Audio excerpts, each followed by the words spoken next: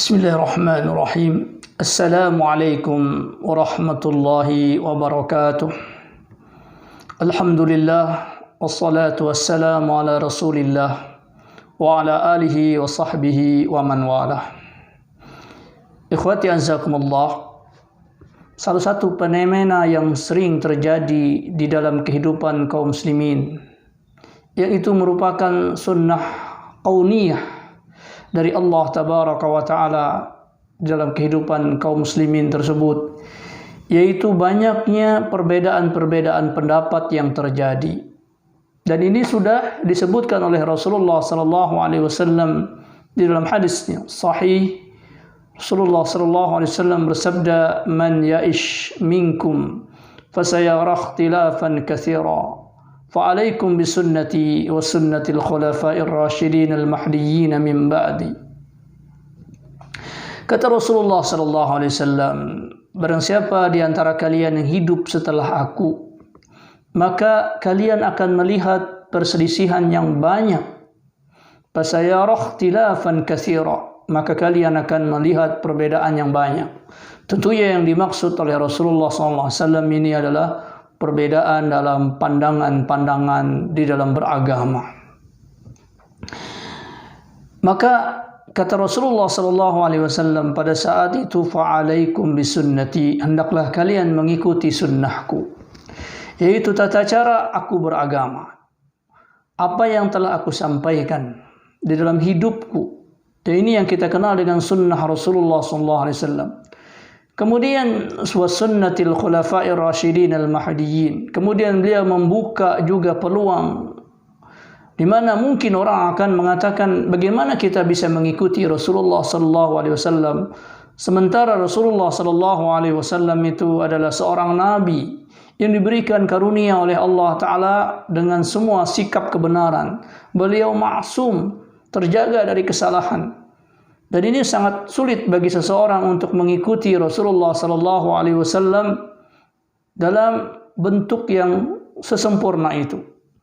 Maka beliau mengatakan opsi yang kedua, wasunnatil khulafa'ir rasyidin al-mahdiyyin min ba'di, dan sunnah khalifah-khalifahku yang diberi petunjuk setelahku. Kita dengan para sahabat sama mengikuti Rasulullah sallallahu alaihi wasallam dan status kita sama, yaitu hamba Allah yang bukanlah seorang nabi, bukanlah seorang rasul, yang kita memiliki kekhilafan, memiliki kelemahan dan sebagainya. Maka ketika kita mengikuti jalan para sahabat di dalam menuntun, di dalam meniti ilmu dari Rasulullah sallallahu alaihi wasallam, di dalam mengikuti ajaran-ajaran Rasulullah sallallahu alaihi wasallam, maka inilah tauladan baik bagi kita, yaitu para sahabat ridwanullah alaihim ajmain. Ikhwati azzakumullah, para sahabat ini diikuti karena mereka adalah orang yang berilmu, orang yang diajarkan oleh Rasulullah sallallahu alaihi wasallam langsung ilmu tersebut. Maka mereka inilah merupakan warasatul anbiya, mereka inilah para nabi, para pewaris nabi, di mana Rasulullah SAW mengatakan al ulama warasatul anbiya, para ulama itu adalah pewarisnya nabi. Artinya orang-orang yang berilmu tentang al-Islam ini, tentang syariat Islam ini, tentang akidah, tentang syariah, ya, tentang Al-Quran, tentang sunnah-sunnah Rasulullah SAW, mereka inilah orang-orang yang alim, berilmu, dan mereka itulah sebagai pewaris para nabi. Ikhwati azakumullah, maka seharusnya orang-orang yang alim itu, orang-orang yang berilmu itu adalah orang-orang yang paling takut kepada Allah Subhanahu wa taala, dan merekalah orang-orang yang mengikuti sunnah Rasulullah SAW dengan basirah, dengan pandangan yang benar, karena di atas tuntunan ilmunya Rasulullah sallallahu alaihi wasallam. Namun ikhwati azakumullah, ternyata di dalam kehidupan ini kita mendapatkan ada orang-orang yang berilmu agama, bahkan mungkin tataran ilmunya itu merupakan ilmu yang sulit dicapai oleh orang-orang yang awam. Namun demikian kita tidak mendapatkan dia merupakan orang-orang yang benar-benar melaksanakan ilmu tersebut. Bagaimana fenomena ini terjadi? Ada orang berilmu, tetapi ilmu itu tidak menuntun dia, tidak membawa dia pada kebaikan, dan dia juga tidak menganjurkan orang-orang untuk berada di atas ilmu yang benar tersebut. Bahkan ilmu ini dijadikan sebagai barang dagangan untuk mendapatkan dunia. Yashtaruna bi ayatillahi thamanan qalila. Mereka memperjualbelikan ayat-ayat Allah dengan harga yang sangat rendah, yaitu dengan kedudukan di dunia ini, dengan harta benda yang ada di dunia ini. Bagaimana fenomena ini terjadi? Maka kita perlu mengetahui sehingga kita bisa membedakan mana ulama-ulama yang wajib kita ikuti dan mana ulama-ulama yang harus kita hindarkan. Al-Imam Al-Ghazali rahimahullahu ta'ala menjelaskan tentang fenomena ini. Kata beliau bahwa para khalifah setelah Rasulullah sallallahu alaihi wasallam ini mereka adalah orang-orang yang berilmu. Mereka para ulama dari para sahabat seperti Abu Bakar As-Siddiq, Umar bin Al-Khattab, Uthman bin Affan, Ali bin Abi Talib, dan Al-Hasan bin Ali bin Abi Talib. Mereka ini adalah orang-orang yang diberikan karunia oleh Allah Ta'ala ilmu. Mereka belajar langsung dengan Rasulullah sallallahu alaihi wasallam, menjadi orang terbaik, bahkan dengan ibadah yang terbaik. Ketika mereka memangku khilafah, maka tentunya mereka melaksanakan semua sunnah-sunnah Rasulullah sallallahu alaihi wasallam, menjalankan Al-Quran ala fahmi Rasulullah sallallahu alaihi wasallam, menurut pemahaman Rasulullah SAW, menurut cara-cara Rasulullah sallallahu alaihi wasallam, sehingga masyarakatnya pun terdidik dengan baik dan tidak ada sesuatu yang mereka laksanakan kecuali di atas ilmu yang dibangun di atas Al-Quran dan sunnahnya Rasulullah sallallahu alaihi wasallam. Namun ikhwati azakumullah, setelah berlalunya masa para sahabat ini, muncullah khalifah-khalifah yang tidak semuanya memiliki kafaah, yaitu kemampuan syariah, kemampuan agama yang baik. Di antara mereka ada yang tidak mengenal agama secara baik menurut pemahaman para salafun salih, yaitu para sahabat yang utama dengan ilmu-ilmunya. Para khalifah ini terpilih tidak lagi berdasarkan pilihan masyarakat, namun mereka terpilih di atas keturunan dengan sistem kerajaan. Ketika meninggal seorang khalifah, dia gantikan oleh kakaknya, oleh adiknya, oleh pamannya, oleh anak-anaknya, dan seterusnya. Sehingga mereka berilmu atau tidak berilmu, mereka telah menjadi seorang khalifah. Dan ikhwati azakumullah, kita tahu ketika tampuk kekuasaan itu dipegang, maka syahwat-syahwat dunia pun bergelora. Keinginan-keinginan pun berkecamuk di dalam hati para khalifah ini. Baik keinginan itu baik yang berdasarkan tuntunan Al-Quran dan As-Sunnah. Bisa jadi juga keinginan-keinginan yang muncul dari hawa nafsu. Tentunya mereka menginginkan apa yang menjadi keinginan itu bisa terwujudkan. Bisa terwujudkan. Namun kadang-kadang ketika keputusan khalifah ini bertentangan dengan Al-Quran, bertentangan dengan sunnah-sunnah Rasulullah SAW, maka tegaklah para ulama di masa itu untuk membantahnya, untuk meluruskannya dan menasihati khalifah. Sehingga di masa-masa awal tersebut para ulama menjadi tokoh yang ditakuti dan dimuliakan oleh para khalifah tersebut. Dan ini ikhwati azakumullah memberikan gelora bagi masyarakat untuk menuntut ilmu, karena mereka memandang kedudukan para ulama ini sangat mulia. Mereka memberikan manfaat yang besar menjaga agama ini dan menghilangkan penyimpangan-penyimpangan dari khalifah. Maka berbondong-bondonglah orang menuntut ilmu agama ini. Sehingga banyaklah orang-orang yang mengetahui agama ini. Kemudian ikhwati azakumullah, pada masa-masa berikutnya muncullah khalifah-khalifah yang lebih diktator, yang lebih memaksakan kehendaknya, sehingga mereka tidak lagi mendengar ulama-ulama tersebut. demi untuk memuluskan ambisinya untuk menetapkan perkara-perkara yang diinginkannya.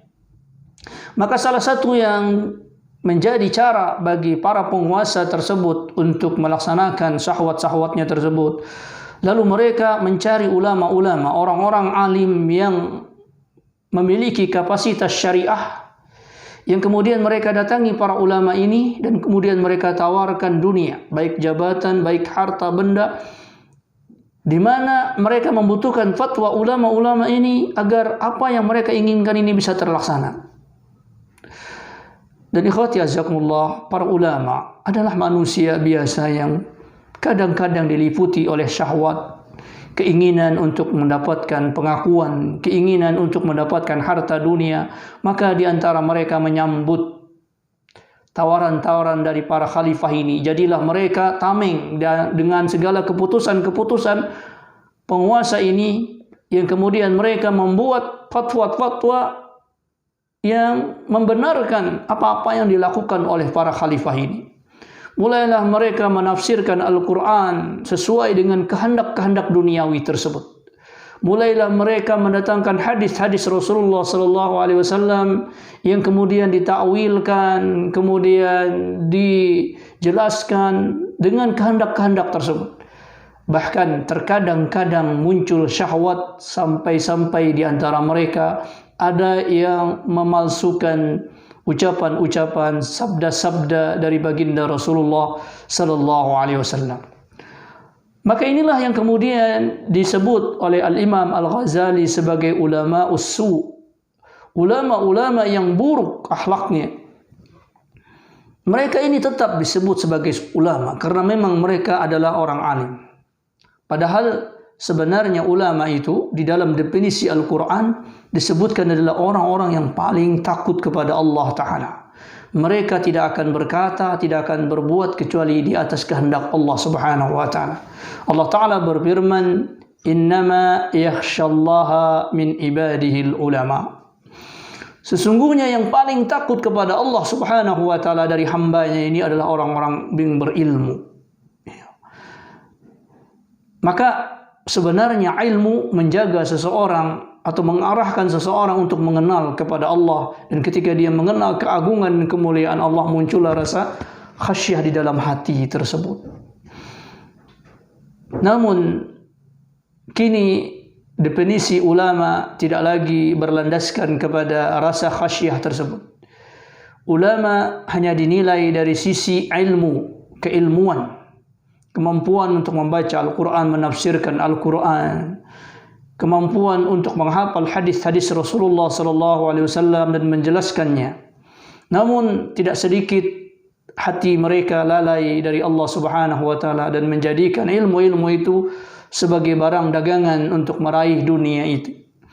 Inilah yang kemudian pergeseran yang terjadi dari definisi ulama. Jadi tidaklah menutup kemungkinan adanya ulama-ulama yang menyimpang di dalam kehidupan ini dari sisi definisi tersebut, yaitu orang-orang yang memiliki kemampuan untuk memahami Al-Quran, memahami hadis, namun kemudian pemahaman itu mereka selewengkan. Imma bisa jadi karena terpaksa, bisa jadi juga karena keinginan-keinginan duniawi, atau bahkan bisa jadi itu merupakan keyakinannya. Karena sesuatu itu apabila dilakukan berulang-ulang, dijelaskan berulang-ulang, maka penjelasan-penjelasan ini lambat laun dijadikan sebuah kebenaran. Karena itu ikhwati azakumullah, terjadilah perselisihan yang panjang di kalangan para ulama. Setelah mereka memunculkan pendapat-pendapat untuk mendukung si fulan, untuk mendukung si fulan yang lain dan sebagainya sesuai dengan keinginan-keinginan tersebut, maka bercampur baurlah antara fahmus sahih, pemahaman yang benar di agama ini, wa fahmus saqim, dan pemahaman-pemahaman yang sakit, yang keliru, yang menyimpang dari agama. Dan inilah yang dikatakan oleh Rasulullah SAW, fasayara ikhtilafan katsira. Maka kalian akan melihat perbedaan-perbedaan yang banyak di dalam kehidupan ini. Maka bagi seorang muslim para ulama adalah cahaya yang menerangi, namun tidak menutup kemungkinan bagi mereka untuk terus meneliti setiap ucapan-ucapan para ulama tersebut. Manakah ucapan-ucapan yang benar, manakah ucapan-ucapan atau takwilan-takwilan yang diselimpangkan. Karena itu kita dapatkan ulama-ulama terdahulu begitu gigihnya membuat kaidah-kaidah, membuat aturan-aturan yang membentengi, yang memprem agama yang benar ini di atas agama-agama yang menyimpang tersebut. Sehingga dengan kaidah-kaidah tersebut kita bisa menyeleksi ucapan-ucapan para ulama tersebut. Dan ini ikhwati jazakumullah bukanlah dimaksud kita lebih alim daripada ulama-ulama tersebut, tidak. Tetapi kita berkomitmen di atas kaidah-kaidah tersebut. Dan seseorang yang menginginkan kebaikan, maka Allah Ta'ala akan berikan hidayah di dalam hatinya untuk memilih dari ucapan-ucapan dan penjelasan-penjelasan dari ulama tersebut yang sesuai di dalam hatinya. Maka hendaklah para penuntut ilmu, kaum muslimin benar-benar berupaya untuk belajar, bahkan untuk belajar terhadap pendapat-pendapat tersebut. Benar-benar ikhlas kepada Allah, bukan karena kelompok, bukan karena golongan, tetapi karena ingin bertakwa kepada Allah Subhanahu wa taala. Melepaskan segala emosional pribadi, kaitan-kaitan pribadi. Tujuannya hanyalah untuk mencari kebenaran dari sisi Allah Ta'ala. Tentunya ini adalah perkara yang berat, perkara yang sulit, dan inilah yang kita sebut dengan al-ijtihad, yaitu bersungguh-sungguh di dalam mencapai ilmu tersebut dan bersabar di atas kebenaran. Inilah ikhwati jazakumullah sebab-sebab fenomena terjadinya perselisihan-perselisihan di antara kaum muslimin, yaitu adanya dukung sana, dukung sini, kelompok ini, kelompok itu, dan masing-masing mengeluarkan pendapat berdasarkan kelompok-kelompok. Pembahasan ini sangatlah panjang, maka ini sebagai mukaddimah dari fenomena yang sering kita dapatkan dalam perbedaan-perbedaan pandangan para ulama tersebut. Mudah-mudahan ini memberikan satu pandangan atau satu wawasan bagi kita bahwa al-ilmu itu adalah suatu anugerah. Namun ilmu tidaklah menjaga seseorang dari kesalahan-kesalahan. Namun ilmu membimbing seseorang untuk meraih kebenaran. Ada yang terbimbing dengan ilmu itu, ada yang lepas dari bimbingan ilmu tersebut. Demikian kita berlindung kepada Allah Ta'ala atas kekhilafan, kekeliruan kita dan kelemahan kita di dalam memahami ilmu-ilmu tersebut. Dan kita bermohon Allah Ta'ala memberikan petunjuk kepada kita, kepada ilmunya para ulama yang istiqamah di jalan sunnah Rasulullah sallallahu alaihi wasallam. Demikian aqulu qawli hadza wa astaghfirullah. Assalamualaikum warahmatullahi wabarakatuh.